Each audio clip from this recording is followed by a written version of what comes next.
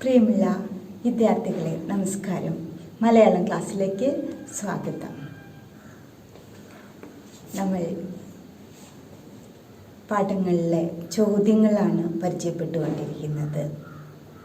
ഇന്ന് നമുക്ക് അനർഘനിമിഷം എന്ന പാഠത്തിലെ ചോദ്യങ്ങൾ നോക്കാം.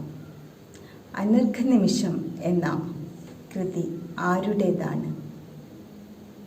വൈക്കം മുഹമ്മദ് ബഷീറിൻ്റേതാണ്.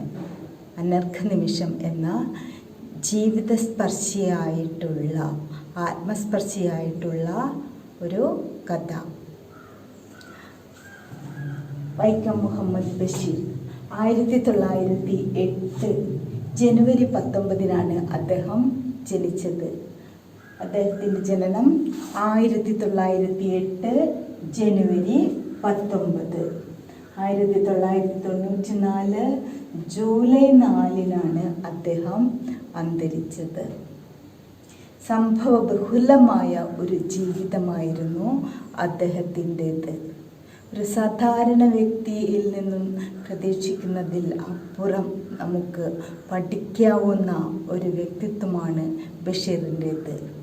വളരെ ചെറിയ പ്രായത്തിൽ തന്നെ സ്കൂളിൽ പഠിക്കുമ്പോൾ തന്നെ സ്വാതന്ത്ര്യ സമരത്തിൽ ചേർന്നു, ഉപ്പ് സത്യാഗ്രഹത്തിൽ ചേർന്നു.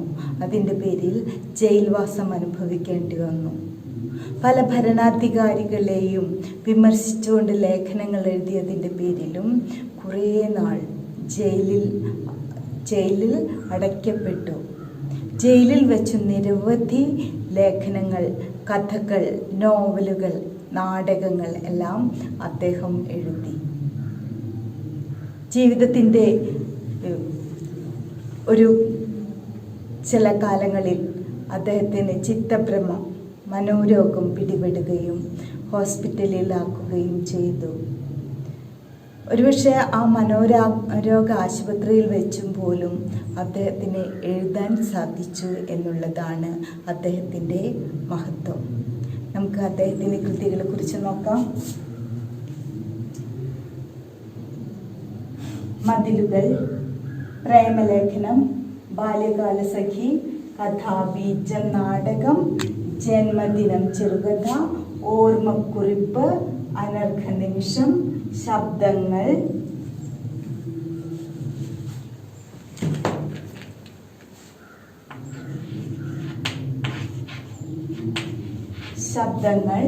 വിഡ്ഢികളുടെ സ്വർഗം, എൻ്റെ ഉപ്പാപ്പാക്കൊരാനുണ്ടായിരുന്ന, മുച്ചീട്ടുകളിക്കാരൻ്റെ മകൾ, മരണത്തിൻ്റെ നിഴലിൽ, പാവപ്പെട്ടവരുടെ വേശ്യ, സ്ഥലത്തെ പ്രധാന ദിവ്യൻ, ആനവാരിയും പൊൻകുരിശും, ജീവിത നിഴൽപ്പാടുകൾ, വിശ്വവിഖ്യാതമായ മൂക്ക്, വിശപ്പ്, പാത്തുമ്മയുടെ ആട്, സ്ഥലപരിമിതി മൂലം ഒരുപാട് കഥകളും നോവലുകളും ഇനിയും ഇവിടെ എഴുതി ചേർക്കാനുണ്ട്. നമുക്ക് ഒരു ഏകദേശ രൂപം വായിച്ചു നോക്കാം.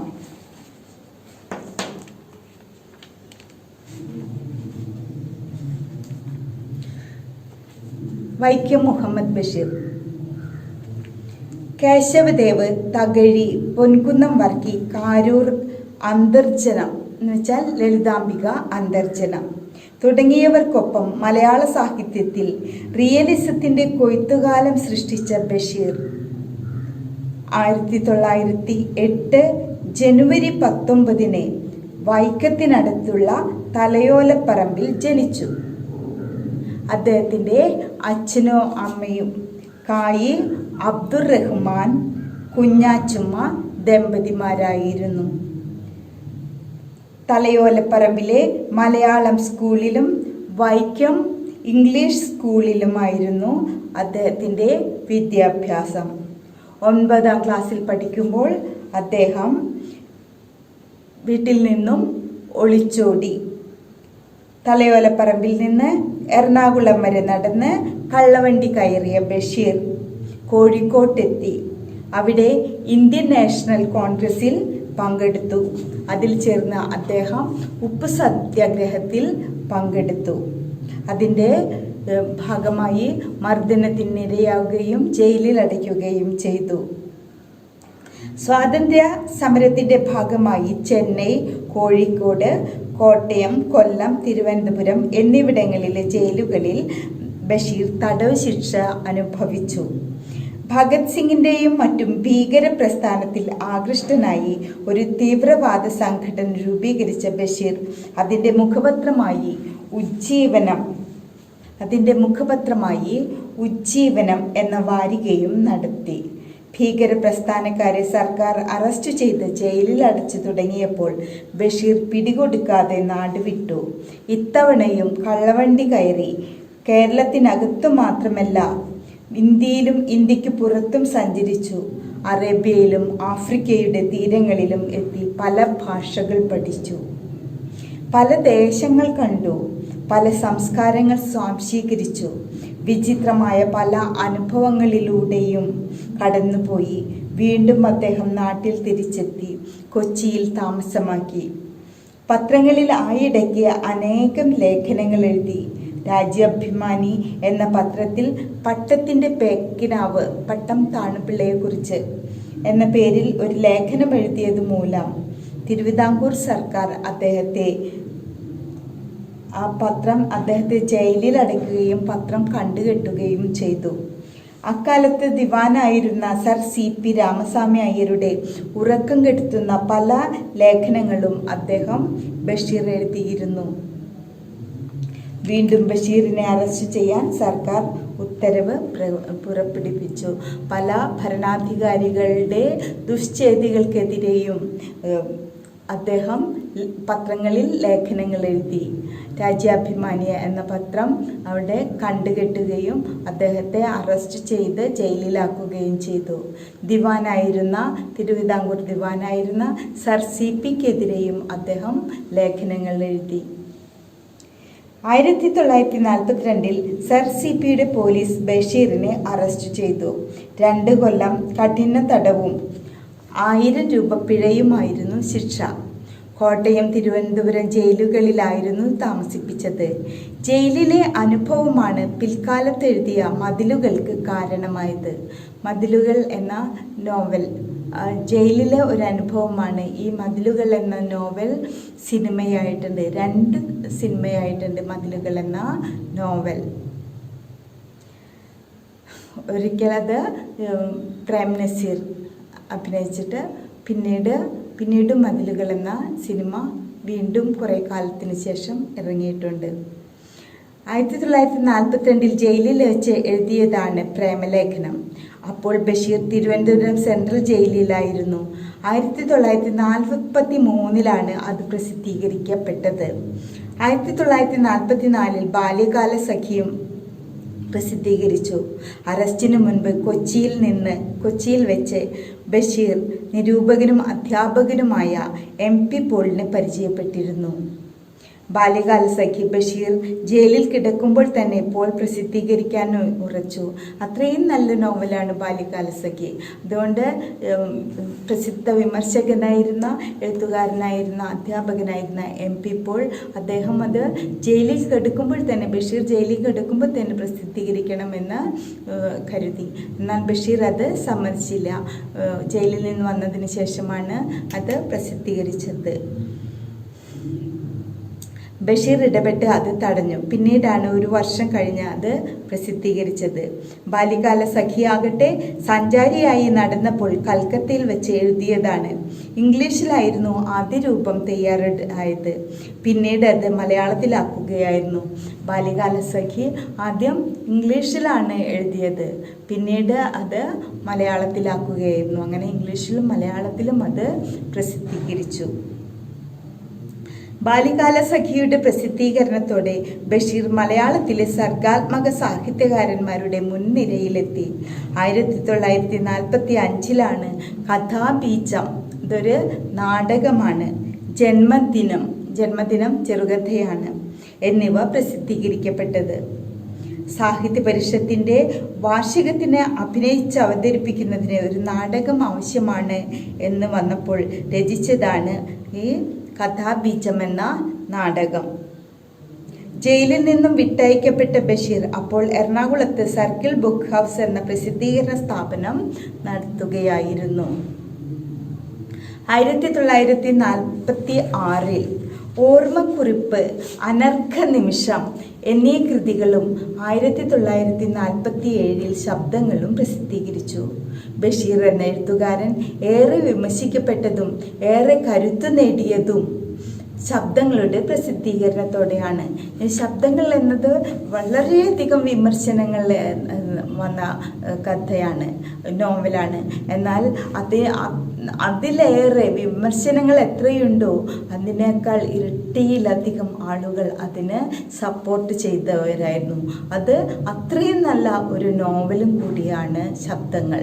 അതുകൊണ്ട് തന്നെ അതിന് വിമർശകരും ഏറെ കൂടുതലായിരുന്നു. ഭാഷയിലും ഇതിവൃത്ത സ്വീകാര്യത്തിലും പ്രതിപാദന രീതിയിലും ഈ നോവൽ അന്നുവരെയുള്ള മലയാള കൃതികളിൽ നിന്നും തീർത്തും വ്യത്യസ്തമായി. നിരൂപകന്മാർ ചേരിതിരിഞ്ഞ് അനുകൂലമായും പ്രതികൂലമായും വാദിച്ചു. 1948 വിഡ്ഢികളുടെ സ്വർഗം പുറത്തു വന്നു. മറ്റൊരു നോവലാണ് വിഡ്ഢികളുടെ സ്വർഗം. 1951 ബഷീർ എൻ്റെ ഉപ്പാപ്പൊക്കെ ഒരു ആന ഉണ്ടായിരുന്നു എന്ന നോവൽ രചിച്ചത്. നിങ്ങളത് വായിച്ചിട്ടുണ്ടാവുമെന്ന് ആണ് എൻ്റെ ധാരണ. എല്ലാവർക്കും വായിക്കാൻ ഏറ്റവും ലളിതമായ ഭാഷയിലാണ് ബഷീറിൻ്റെ എഴുത്ത്. ആർക്കും എപ്പോഴും വായിച്ചാൽ സാധാരണക്കാരൻ്റെ ഭാഷയാണ് ബഷീർ എഴുതാനായിട്ട് ഉപയോഗിച്ചത്. 1951 ബഷീറിൻ്റെ ഉപ്പാപ്പാക്ക് ഒരു ആന ഉണ്ടായിരുന്നു എന്ന നോവൽ രചിച്ചത്. മദ്രാസ് സർക്കാരിൻ്റെ പുരസ്കാരവും MP പോൾ പ്രൈസും നേടിയ ഈ നോവലിന് ശേഷം അതേ വർഷം തന്നെ മുച്ചീട്ടുകളിക്കാരൻ്റെ മകൾ, മരണത്തിൻ്റെ നിഴലിൽ എന്നീ കൃതികളും പ്രസിദ്ധീകരിച്ചു. ഇടയ്ക്ക് ചെന്നൈയിൽ തിരിച്ചെത്തിയ ബഷീർ ബുക്ക് സ്റ്റാളിൻ്റെ പേര് ബഷീർ ബുക്ക് സ്റ്റാൾ എന്നാക്കി മാറ്റി. പാവപ്പെട്ടവരുടെ വേശ്യ മറ്റൊരു നോവലാണ്. ആനവാരിയും പൊൻകുരിശും, സ്ഥലത്തെ പ്രധാന ദിവ്യൻ, ജീവിത നിഴൽപ്പാടുകൾ, വിശ്വവിഖ്യാതമായ മൂക്ക്, വിശപ്പ് എന്നീ കൃതികൾ തുടർന്ന് പ്രസിദ്ധീകരിക്കപ്പെട്ടു. കഥാബീജം എന്ന പുസ്തകം തൃശ്ശൂർ മംഗളോദയമാണ് പ്രസിദ്ധീകരിച്ചത്. മംഗളോദയത്തിൽ വെച്ച് ചങ്ങമ്പുഴ, ജോസഫ് മുണ്ടശ്ശേരി എന്നിവരെ ബഷീർ പരിചയപ്പെട്ടു. നിരവധി സാഹിത്യകാരന്മാരെ തൃശ്ശൂർ വെച്ചാണ് അദ്ദേഹം പരിചയപ്പെട്ടത്. മംഗളോദയം ബുക്സ് തൃശ്ശൂരത്തെ എന്നല്ല, കേരളത്തിലെ ഒട്ടുമിക്കവാറും സാഹിത്യകാരന്മാരുടെ ബുക്കുകൾ പബ്ലിഷ് ചെയ്യുകയും അവ വിതരണം ചെയ്യുകയും അവരെ സപ്പോർട്ട് ചെയ്യുകയും ചെയ്ത ഒന്നാണ് മംഗളോദയം പബ്ലിഷേഴ്സും മംഗളോദയം പ്രസ്സും. അത് MT വാസുദേവൻ നായരുടെ ഓർമ്മക്കുറിപ്പുകളിലും അത് പറയുന്നുണ്ട്. അതുകൊണ്ട് തന്നെ നിരവധി സാംസ്കാരിക പുസ്തകങ്ങളുടെ കാര്യത്തിലായാലും കലകളുടെ കാര്യത്തിലായാലും ലളിതകലാ അക്കാദമി, സാഹിത്യ അക്കാദമി, സംഗീത നാടക അക്കാദമി എന്നിങ്ങനെയുള്ള നിരവധി കലാസാഹിത്യ സ്ഥാപനങ്ങൾ തൃശ്ശൂരുണ്ട്. അതുകൊണ്ട് തന്നെ തൃശ്ശൂരിനെ സാംസ്കാരിക നഗരം, കേരളത്തിൻ്റെ സാംസ്കാരിക നഗരം എന്നാണ് തൃശ്ശൂർ അറിയപ്പെടുന്നത്. മംഗളോദയത്തിൽ വെച്ച് ചങ്ങമ്പുഴ, ജോസഫ് മുണ്ടശ്ശേരി എന്നിവരെ ബഷീർ പരിചയപ്പെട്ടു. പിന്നീടുള്ള ബഷീർ കൃതികളെല്ലാം പ്രസിദ്ധീകരിച്ചത് മംഗളോദയമായിരുന്നു. 1954 ശേഷം ബഷീറിൻ്റെ സാഹിത്യ സാംസ്കാരിക ജീവിതം മൗനത്തിൻ്റേതായിരുന്നു. ചിത്തഭ്രമം പിടിപെട്ടതായിരുന്നു കാരണം. മാനസിക രോഗം വന്നതുകൊണ്ട് അദ്ദേഹത്തിന് പിന്നീട് കുറേ കാലം എഴുതാനായിട്ട് സാധിച്ചില്ല.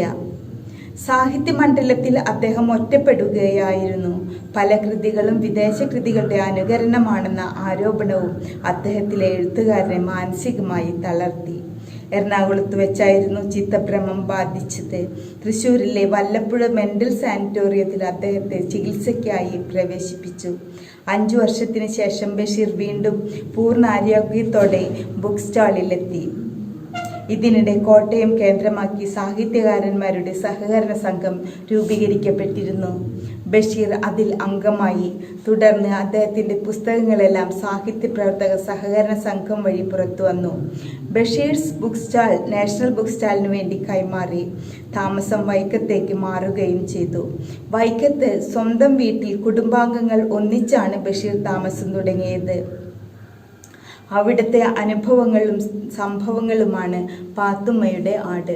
പാത്തുമ്മ എന്ന് പറയുന്നത് അദ്ദേഹത്തിൻ്റെ പെങ്ങളാണ്. പെങ്ങൾ വളർത്തുന്ന ഒരു ആടിനെ കുറിച്ചുള്ള ഒരു നോവലാണ് പാത്തുമ്മയുടെ ആട്. വളരെ മനോഹരമായിട്ടുള്ള നോവലാണ്, നിങ്ങൾക്ക് വായിച്ചിരുന്നു പോകും. പാത്തുമ്മയുടെ ആടിനെ കുറിച്ച് അദ്ദേഹത്തിൻ്റെ ഓർമ്മക്കുറിപ്പുകളിലും പറയുന്നുണ്ട്. പാത്തുമ്മയുടെ ആട് ഇങ്ങനെ കയറി വരുന്നതും അത് ചെടികൾ തിന്നുന്നതും എല്ലാം ഇങ്ങനെ ബഷീർ നോക്കി ആ ചാരുകസേരയിൽ കിടന്ന് നോക്കിയിരിക്കുകയാണ്. അങ്ങനെ നോക്കിയിരുമ്പോൾ ആട് പതുക്കനെ അകത്തേക്ക് കയറി തുടങ്ങി. അകത്തേക്ക് കയറി വന്ന് പാത്രങ്ങളെല്ലാം തട്ടിയിടുന്നുണ്ട്, കണ്ട സാധനങ്ങളൊക്കെ എടുത്ത് തിന്നുന്നുണ്ട്. തിന്നിട്ടും വിശപ്പ് തീരാത്ത ഒരാടിനെ കുറിച്ചാണ് ഇവിടെ പാത്തുമ്മയുടെ ആടിൽ പറയുന്നത്. ആ ആട് വീണ്ടും ബുക്കുകളൊക്കെ വെച്ച് ഷെൽഫിൻ്റെ അടുത്തേക്ക് എത്തി ഓരോരോ പുസ്തകങ്ങളായി എടുത്ത് തിന്നാൻ തുടങ്ങി. പിന്നീട് ശബ്ദങ്ങൾ എടുത്ത് തിന്നുമ്പോഴാണ് ബഷീർ വീണ്ടും ശ്രദ്ധിച്ചു നോക്കുകയാണ്, ഇനി ആ ശബ്ദങ്ങൾ അവൾക്ക് തിന്നാൻ പറ്റുമോ? അതൊക്കെ അങ്ങനെ പറയുന്നതിൻ്റെ കാരണം ഒരുപാട് വിമർശനങ്ങൾ വന്ന കൃതിയാണ് ശബ്ദങ്ങൾ. മറ്റേതൊക്കെ വളരെ ലളിതമായതാണ്. അപ്പോൾ ഇത്രയും വിമർശനമേറ്റിട്ടുള്ള ആ കൃതി അവൾ തിന്നുമോ എന്ന സാഹുതം നോക്കിയിരിക്കുന്ന ബഷീറിനെ നമുക്ക് കാണാനായിട്ട് സാധിക്കും. വൈക്കത്ത് ബഷീർ അസർ കോട്ടേജ് എന്ന വീട് പണിയിച്ചു. 1959 പാത്തുമ്മയുടെ ആട് പ്രസിദ്ധീകൃതമായി. 1962 ബഷീർ കോഴിക്കോട് ബേപ്പൂരിൽ വയലാലിൽ എന്ന പറമ്പും വീടും വിലയ്ക്ക് വാങ്ങി താമസം മാറ്റി. ഇക്കാലത്താണ് ചന്ദ്രധാര പ്രൊഡക്ഷൻസ് ബഷീറിൻ്റെ നീല വെളിച്ചം എന്ന കഥ ഭാർഗവി നിലയം എന്ന പേരിൽ സിനിമയാക്കാൻ തീരുമാനിച്ചത്. ഒരു പ്രൊഡക്ഷൻസിൻ്റെ പേരാണ് ചന്ദ്രധാര. അതാണ് ഭാർഗവി നിലയം പോലുള്ള വളരെ നല്ല പേര് കേട്ട അവാർഡുകൾ നേടിയ സിനിമകൾ നിർമ്മിച്ചത്. ബഷീർ തന്നെയാണ് തിരക്കഥ എഴുതിയത്. സിനിമ ഗംഭീര വിജയമായി. 1965 മതിലുകൾ പ്രസിദ്ധീകൃതമായി. 1967 ഒരു ഭഗവത്ഗീതയും കുറെ മുലകളും എന്ന ചെറുകഥാ സമാഹാരവും 1968 താരാ സ്പെഷ്യൽസ് എന്ന കഥാസമാഹാരവും പുറത്തുവന്നു. മാന്ത്രിക പൂച്ച എന്ന നോവൽ 1968 നേരും നുണയും എന്ന ചോദ്യോത്തരങ്ങളുടെയും കത്തുകളും അടങ്ങിയ ഗ്രന്ഥം 1969 പ്രസിദ്ധീകരിക്കപ്പെട്ടു. ബഷീറിൻ്റെ സമ്പൂർണ്ണ കൃതികൾ എന്ന് പറഞ്ഞ സമ്പൂർണ്ണ കൃതികൾ നമ്മളുടെ ലൈബ്രറിയിലുണ്ട്. നമ്മൾ അത് സ്കൂളിൽ വരുന്ന സമയത്ത് അതെടുത്ത് മറിച്ച് നോക്കണം. നിങ്ങൾക്ക് പറ്റുന്നത്രയും നിങ്ങളത് വായിച്ചു തീർക്കണം. 1970 ബഷീറിന് കേന്ദ്ര സാഹിത്യ അക്കാദമിയുടെ ഫെലോഷിപ്പ് ലഭിച്ചു. സ്വാതന്ത്ര്യസമര ഭടന്മാർക്ക് താമ്രപത്രവും പെൻഷനും അനുവദിക്കപ്പെട്ടപ്പോൾ ബഷീറിൻ്റെ പേരും പരിഗണിക്കപ്പെട്ടു. 1972 ഓഗസ്റ്റ് 15 സ്വാതന്ത്ര്യസമര സേനാനി എന്ന നിലയിൽ ബഷീറിനെ ആദരിച്ചു. തത്വചിന്തയ്ക്കും അനുഭവങ്ങൾക്കുമിടയിലുള്ള ഒരു ചർച്ച എന്ന രീതിയിൽ രചിക്കപ്പെട്ട ഓർമ്മയുടെ അറകൾ എന്ന ആത്മകഥാപരമായ കൃതിയായിരുന്നു ബഷീറിൻ്റെ അടുത്ത കൃതി. 1973 പുസ്തകം പുറത്തു വന്നത്. ആനപ്പൂട നമ്മളുടെ സ്കൂളിൽ 2 തവണ മോണോ ആക്റ്റായിട്ട് ചെയ്തിട്ടുണ്ട്. 2 ഭാഗമായിട്ട് ബഷീറിൻ്റെ ഓർമ്മകളും അബൂബക്കറിൻ്റെ ഓർമ്മകളും അങ്ങനെ 2 വ്യൂവിലൂടെ ആനപ്പൂട നമ്മുടെ സ്കൂളിൽ ചെയ്തിട്ടുണ്ട്. നിങ്ങളും പറ്റുമെങ്കിൽ ആനപ്പൂട എടുത്ത് വായിക്കുക. അതിൻ്റെ മോണോ ആക്ട് റോൾ പ്ലേയോ നിങ്ങൾക്ക് ചെയ്യാവുന്നതാണ്. ബഷീറിൻ്റെ ഏത് കൃതികളും റോൾ പ്ലേ ചെയ്യാൻ ഏറ്റവും നല്ലതാണ്. തത്വചിന്തയ്ക്കും അനുഭവങ്ങൾക്കും ഇടയ്ക്കുള്ള ഒരു ചർച്ചയെന്ന രീതിയിൽ രചിക്കപ്പെട്ട ഓർമ്മയുടെ അറകൾ ആയിരുന്നു അദ്ദേഹത്തിൻ്റെ അടുത്ത കൃതി. 1973 പുസ്തകം പുറത്തു വന്നത്. ആനപ്പൂട, ചിരിക്കുന്ന മരപ്പാവ, ഭൂമിയുടെ അവകാശികൾ എന്നിവയും തുടർന്ന് പ്രസിദ്ധീകരിക്കപ്പെട്ടു. ബാല്യകാല സഖി ഇതിനിടെ ചലച്ചിത്രമായി. മതിലുകൾ അടൂർ ഗോപാലകൃഷ്ണനും ചലച്ചിത്രമാക്കി. 1981 കേരള സാഹിത്യ അക്കാദമി ഫെലോഷിപ്പ് ബഷീറിന് ലഭിച്ചു. 1982 അദ്ദേഹത്തിന് പത്മശ്രീ ലഭിച്ചു.